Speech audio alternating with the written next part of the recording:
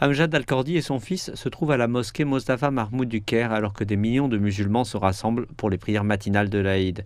Ils sont au milieu des célébrations de l'Aïd mais ne peuvent pas vraiment profiter du moment. C'est la première fois que je fête l'Aïd en Égypte. J'aime bien être ici, mais au fond de moi, je ne suis pas heureux de prier ici alors que ma famille et mes amis à Gaza souffrent de l'assaut israélien. Après la prière, il rentre chez lui pour déguster de traditionnels biscuits de l'Aïd avec ses 5 enfants et se remémorer la façon dont il passait l'Aïd à Gaza. Nous prions l'Aïd le matin, puis nous mangeons des biscuits comme ceci et nous passons la fête avec nos proches et des amis. Les mêmes rituels, même quand nous sommes assiégés. Amjad Al-Kordi a fui Gaza pour l'Égypte 2 semaines après le début du conflit en octobre dernier. Il me dit qu'il a découvert plus tard, grâce à un message sur les médias sociaux, que sa maison à Jabaléya, dans le nord de la bande de Gaza, avait été détruite par des bombardements israéliens. Il a été touché 2 jours après que nous ayons quitté la maison.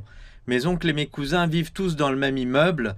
Ils étaient à l'intérieur quand il a été bombardé. Tout le monde a été tué, martyrisé. Amjad n'a pas pu retenir ses larmes en pensant à l'impact de la guerre sur ses enfants.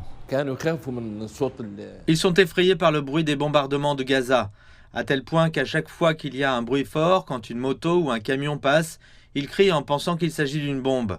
Ils vivent dans la peur et la terreur permanente. Il dit que le seul rêve de sa famille était de prier le prochain Aïd dans un État palestinien libéré de l'occupation israélienne afin qu'il puisse enfin vivre en paix.